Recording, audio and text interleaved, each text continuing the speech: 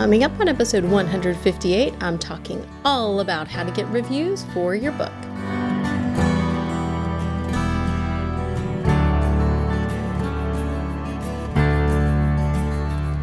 I can't go back to sleep, it's almost light. These restless thoughts have kept me up again tonight. Hello and welcome to Create If Writing. This is the podcast for you, a writer, blogger, or creative who wants to build an online platform without being smarmy. And I'm your host, Kirsten Oliphant. I'm so glad that you chose to listen today. I know that you have busy lives, you have things going on, and the fact that you are here makes me so happy. I'm very glad. Whether it's your first time or your 158th time, I'm really happy that you're listening. So today we're going to tackle something that is just a huge question for people, and it's a big deal, and it's reviews on your book, specifically on Amazon, because I feel like for most of us, that is where you're selling your book. That's where it matters. And so we're going to focus on getting Amazon reviews, and it's a hard topic, and I don't want to say I don't have good things to say, but I have some kind of hard truths for you in this episode, so bear with me. I'm going to give it to you straight, okay? Okay, if you want the show notes, which is going to have lots of links and resources for you, you can go to createifwriting.com/158 for episode 158. And we're going to go ahead and get into reviews. So first of all, let me just give you a caution. I know that I just probably scared you. So if you're still listening, way to go. Push through the fear. Reviews. So the thing that's going to be hard for this is that I don't have an easy answer. I don't have any quick tricks for you. I don't have some kind of magic formula. I don't have anything to make this easier. Like growing an email list, this is hard work. Getting reviews, growing an email list, both of them are hard. Both of them work best when they're organic. Both of them take time. And yet you'll see lots of people who have these methods of growing and all these kinds of things that sound really attractive, and it's easy to look at numbers and get like upset and jealous, or, just wonder why you don't have them. Okay, so yeah, it's hard. It's hard work, and just ignore the people who seem to be making it easily, because reality, it's not easy. And after a year's worth of making a full-time income, I haven't been making a full-time income for a year. After a year of building up to making a full-time income for the last few months for sure, but making upwards of 4 figures since July of last year, or actually maybe June, I can tell you reviews are hard. So that's okay. We're all in this together. I'm going to give you guys positive things as well. As much as I'm a pessimist and kind of a realist, I also like to encourage you. So we're going to get good stuff too. It's okay. Stick with me. It's going to be fine. So, okay, let's dive into how to get reviews for your book. The first thing, and this is so obvious, is write a good book. Now, let me give some caveats of what I actually mean by write a good book. We all, at least at some point, think our books are good, right? Or we wouldn't be publishing them. We wouldn't be writing them. We have passion behind our books. If you're like me, there's a point that comes where you also hate your book. And that happens. I've talked about this before. Right when I finish a book, I suddenly think it's the worst thing I've ever written. I'm never going to publish. I'm going to burn it. I send it off to my beta readers and my editor anyway. And then I get over it and it's fine. And I realize, I actually like this book again. But we all kind of think we write a good book. But here's what I mean by a good book. You need to get some eyes on it to make sure it's not just you who thinks that. And you need to make sure that it's a good book in terms of fitting into a specific genre and meeting reader expectations for that genre. And so if you're writing a book that's not necessarily a book to market, and what I mean by that is you just come up with an idea and you write a book and you're like, I don't really know where this fits. It's sort of like sci-fi, romance, and also another thing. That's fine, but it's going to be harder for you. Okay. It doesn't mean you shouldn't write that book. Okay. It's more of a passion project because you may or may not make money, but generally speaking, you're going to have an easier time getting reviews if you're writing to market. You're picking a specific genre that hopefully you also love, because I do think that translates onto the page, and you're writing for it. And if you haven't listened to my past episodes where I've been talking about this, I never, ever, ever thought I would write romance. I would have laughed at romance. I would have laughed at you if you told me I would write romance. So as much as I say that, when I started researching this market because it was profitable and I wanted to see if I could actually take the marketing skills that I have and the writing skills that I have and put them together to make an income, I was like, this is a good genre. I think I could write in it. I don't love it. Now that I've been writing in it for a year, I really do like it. There are things I don't like about it, and I'm branching out to other genres, but I was able to kind of fall in love with it through reading it and writing it myself. That's the ideal, is you find a place where you like to write and you can write and it's profitable, okay?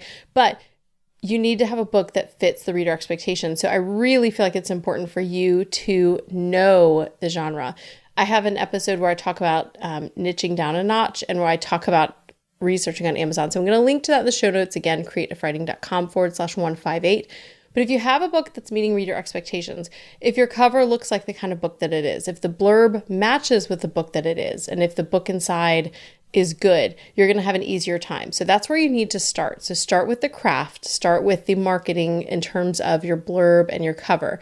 I also have an episode where I talked about my blurb and cover not matching the contents of my book and how I had to completely redo my launch midstream. In the middle of my launch, I changed my cover and changed the title, and it worked. It was much better. Still not my best launch, but it worked much, much better. So it matters. Those things matter. That's the start.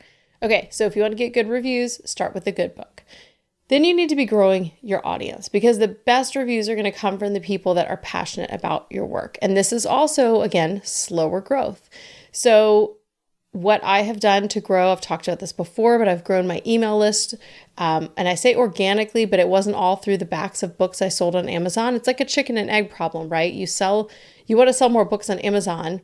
You want to grow your readership. But if you're adding a link to grow your email list in the back of your book and you're not selling any books, you're not going to grow your email list. And so I absolutely do grow my list through things like BookFunnel, giving out free books, free chapters, especially joining the group promos. I also use Story Origin and Book Cave. Whenever they have genre-specific group promos, that is a really great way to grow your email list.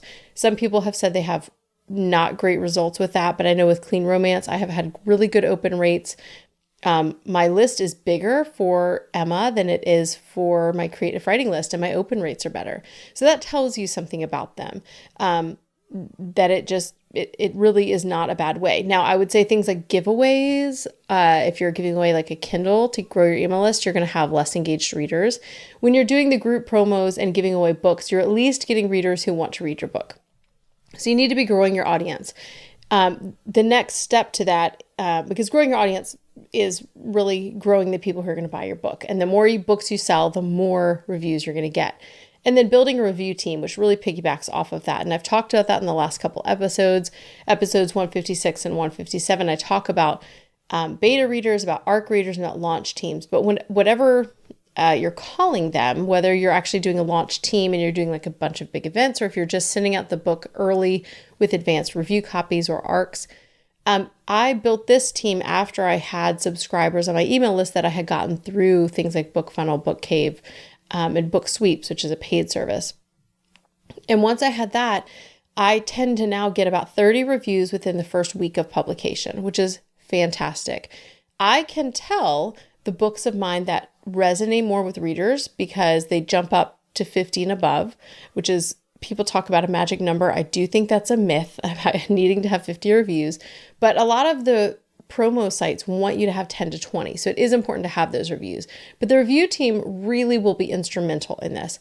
Some people I know, some authors will require the people on the launch team to email them back. Here's my review. Here's my name on Amazon that I review under. And if they don't review, they kick them off. I don't have time for that. Also, it can be a little tricky because Amazon really does not want you to incentivize reviews. So if they get wind of you giving a free copy, but only if they leave a review, they can actually take those reviews away or have some other kind of censure come down on you. I want to stay as far away from Amazon's, I think of like the Eye of Sauron. When I think about Amazon looking down at me, I don't want that eye on me. So I'm not going to do anything as far as I can to violate their terms of service. So you just got to be careful if you're going to do that. But these review teams are people that you give the advanced copies to, and you can follow up with them a little bit harder than you would with just your general list asking for those reviews, because that's the whole point of them being on your team. The more you have a review team and the more you build it, which again happens over time, the more reviews you're going to have, especially in those early days. And then now we're getting into like the really active part. That was sort of the back work for it. Writing a good book, growing your audience, and building a review team from that audience. Then you're asking for it. You're asking people to leave reviews. You're asking the people already in your audience, and you're asking in the back of your book. Now, I will say that I have not been very good about asking in the back of my book, and I have seen that not work for me. I need to put that in the back of my book. I don't typically write reviews when authors ask me to. I write them if I really liked the book, and I read on my phone. I have an iPhone, so in the Kindle app, when I get to the end of a book, if I make it to the very end, which is why I don't like a lot of back matter in those Kindle books, because as soon as you get to the end, Amazon pops up a little, do you want to leave a review on here and on Goodreads? If I liked the book, I leave it immediately right then and there. Not because the author asked me to, but because Amazon prompts me with that window. But what that also tells me is that calls to action work.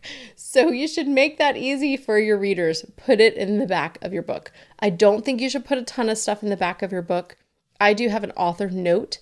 And I learned this when I went to the Smarter Artist Summit, and an author named J.A. Huss talked about how she started writing a very personal note at the end of her books, and that her readers sometimes would skip to the end to read that because they liked it so much, because it was just that personal thing. And I know when I've finished a book and I really liked it, when the author has shared something at the end about their process or about things in the book, I immediately feel closer to that author. So I have started doing that.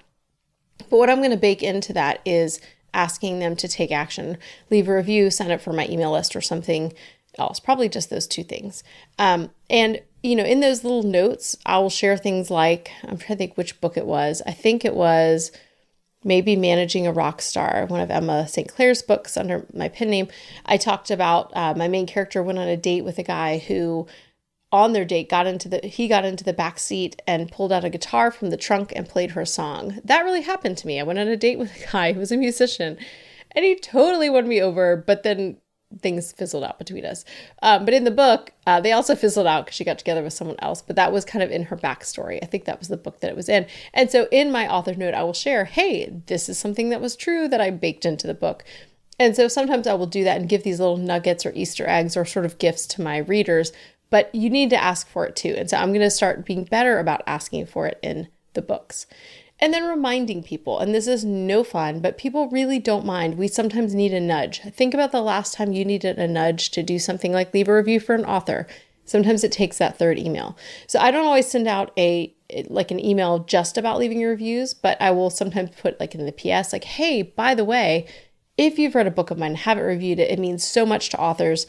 Here's where you can go to do it. Now, I will say, don't be whiny, don't seem needy, don't make people feel guilty about this. Just appreciate them. I think people are much more motivated by feeling appreciated than feeling like an author guilts them. And I have seen people write in a way that feels guilty, and I'm never leaving a review. I don't want to leave a review out of guilt.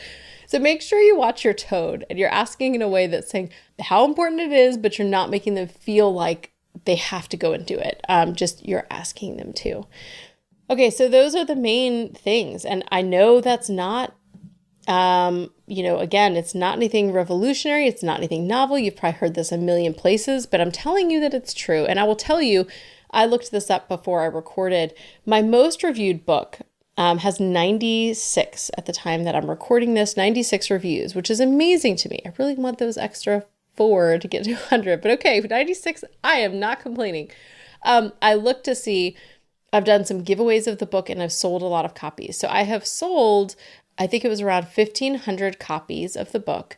I have given away something like 5,000 through the different giveaways I've had. That's one of the first billionaire books I wrote. So it came out in July. So I've done, I think, at least one free giveaway, and I gave away a lot of copies through the Amazon countdown deals. Or no, maybe it was an Amazon free day. But either way, I gave away a lot of books, and it's had 1.5 million pages read, 96 reviews.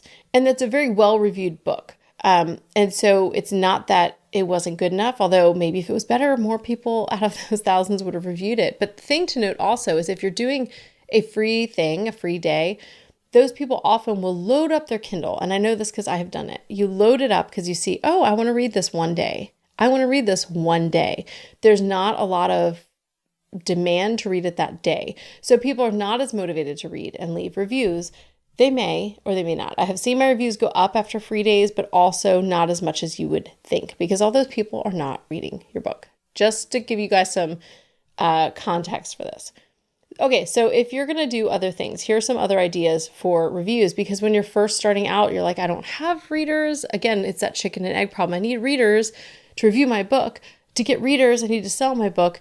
This is where all that author networking comes in through the different author groups that you're in. I've seen tons of groups where people will offer to help each other. Other authors will help authors. You can actually post in some groups. There's a YA group that has this where you can post like, hey, who wants an ARC copy and give it away? And it's a group mostly filled with readers and not that many authors. So there are different groups and places you can go on Facebook to give away your book. You can also do some paid services. I'm going to tell you about them. I have not done them and I'm not sure I would recommend them. So some of these are like Happy Book Reviews, which is from Jim Kukral of Author Marketing Club and the Sell More Book Show. There's Book Sprout. I think Book Sweeps might have an option for reviews. Hidden Gem, Book Sirens. There's Expresso. It's just Expresso Author Services. And I think most of these offer like a paid service that you can get reviews. I have heard very bad things about NetGalley and that reviewers are very mean. And it's also expensive. So I'm not even recommending that. Again, if you want these links, you can go to createifwriting.com/158 after you listen. Don't do it while you're driving, but you can look up these links. There's also, I did a few places will have things like Shifted Sheets is one that I tried. And it actually grew my list and got me reviews. And I think it cost like $50 or so. And I can't remember how many reviews I got, but I think I grew my list by under 100. So I was paying, maybe around $1 per email address, but those people stayed on and opened my emails. And so I'm like, okay, it's a win because I have readers long term. But those paid services are there and it's an option, especially when you're starting out. Another thing, I've seen courses where they're talking about going and actually emailing individually the reviewers on Amazon. Now, Amazon took away the public-facing email addresses. You used to be able to go to a review, click on the reviewer, and if they chose to, they could show publicly their email address because a lot of them really like free books and they would put it out there hoping authors would email them. There are a few things left like Reviewer Grabber, which is under Author Marketing Club, again from Jim Kukral. That's one. I'm part of the Author Marketing Club, but I have not used it. I did use something like that where I was doing all the spreadsheet and data gathering after taking a course on this, and it took me hours of work. And what I came away with was 3 reviews, hours wasted, and I should have been writing better books. So I would say, unless you have the money to pay for a personal assistant to go do that work for you, it's very tedious, and I don't think I would personally recommend it.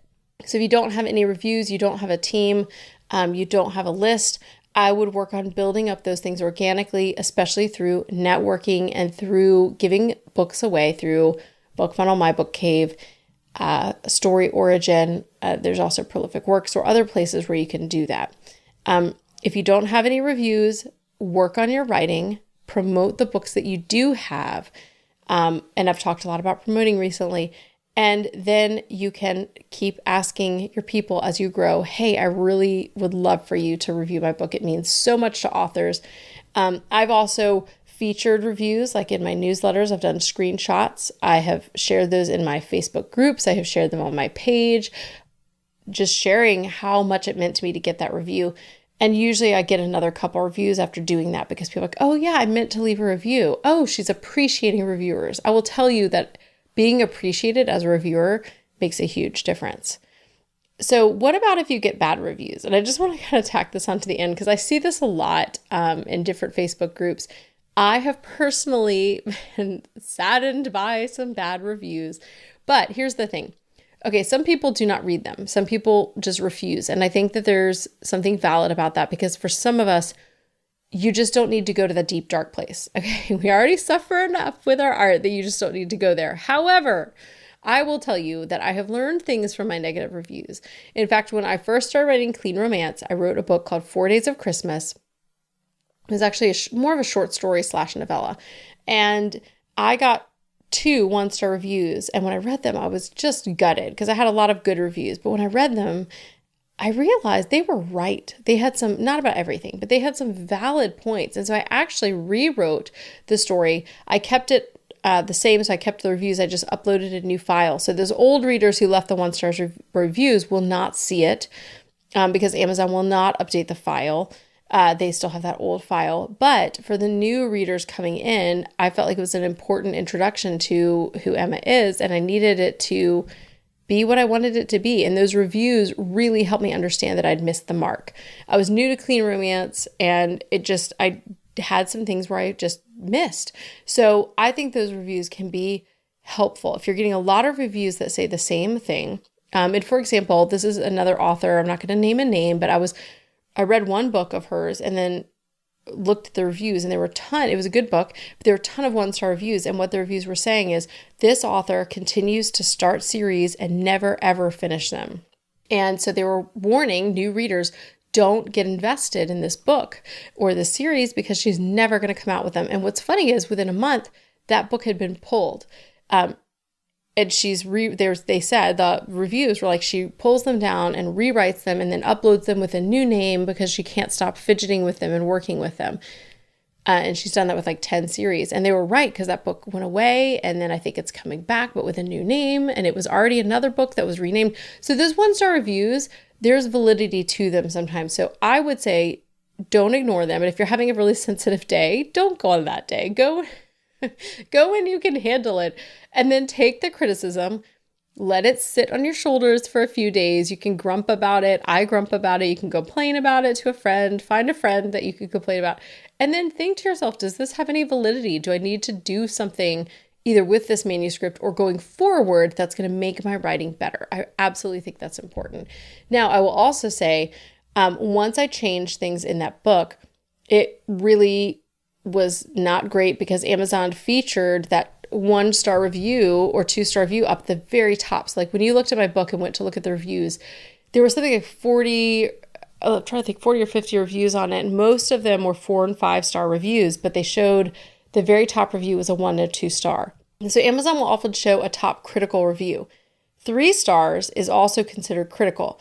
So what I did is I asked my launch team, hey, can you go click helpful? So when you go to a review, you used to be able to say kind of like I don't know what it was called, thumbs up or thumbs down for reviews. Now you can just say helpful or report them. I don't want that reported. I don't want those reviews reported, but I would love for a critical review that's maybe a 3-star review to show up first. If Amazon's going to insist on showing a critical review, that 1-star review was no longer relevant. And I could have republished the book, but didn't, and not enough content was different. So I had a lot of readers go click helpful on a 3-star review, and that pushed that one up as the more top performing critical review. And so that 1-star review is no longer the first thing. I think it's no longer the first thing you see. So that is something you could do, but I would highly advise you against doing a lot of asking your people to go after reviews and doing things like that. That is one of those situations where I think it was needed. The book had changed. Actually one of my reviewers went and responded to those 1-star reviews. Those people maybe never saw it, but anyone looking at like, why does this book have 1-star reviews, might see the responses which said, hey, the author actually changed the book based on this feedback. So I would not generally motivate an army. And you know how the internet is. We've all seen people motivate their army of minions, and they go out and then kind of go crazy on somebody on social media, and it can be really detrimental. I don't recommend that. I would recommend if you have something where Amazon, I have another book, I think there was 1 2-star review, and Amazon showed that first, despite the fact that there were 50 5-star reviews. They showed the 2-star review first. When those situations happen, I'm totally okay asking my readers, hey, can you go click helpful on this other 3-star review, which Amazon, again, considers it critical, but it was a good review. It just was 3 stars, to kind of bump down the one that was 2 stars when there are so many 5 stars. So that is really the only time I would recommend motivating your people to do something, and don't have them go write a bunch of nasty comments, things like that. Just don't do that. You don't need to be that invested. Focus your time on writing a good book, growing your audience, building a review team, and then asking for those reviews and reminding people of them. So I don't know if this was hard truth or maybe like a little bit encouraging to you, because there's not a magic formula. So if you're like, I'm missing the magic formula, there's not one. And so if someone's trying to sell you a course that there is one, no. There may be tips and tricks, but I think based on the things that I've examined and seen, those are not the best option for you. The best option is to write good books. Like I said, grow your audience organically and ask them for reviews. The end. So I hope that's encouraging in terms of it's hard. So if you're feeling like it's hard, you're not alone. But if you're looking for a quick fix, you will only get that if you sign up for my email on Fridays, creativewriting.com/quick fix, where I offer a quick email with lots of tools, resources, and tricks, but nothing that is going to be fake or smarmy. And I think all the review types of things I've seen that are like a quick fix are smarmy. My email is not, but you're gonna get lots of good things if you sign up. If you want to go find the links for these show notes, you can go again to creativewriting.com/158. If you want to join the Facebook community, which is free and full of people like yourself and is a safe space for talking, you can go to creativewriting.com/community. And again, if you want to get the quick fix, my Friday email that has no smarm and lots of good resources and tools, you can go to creativewriting.com/quick fix. Thank you so much for listening. And thank you to Jasmine Commerce of JasmineCommerceMusic.com for offering up her beautiful tunes for this show. Now it is that time where I challenge you to go out, create content that you love, and serve your people well.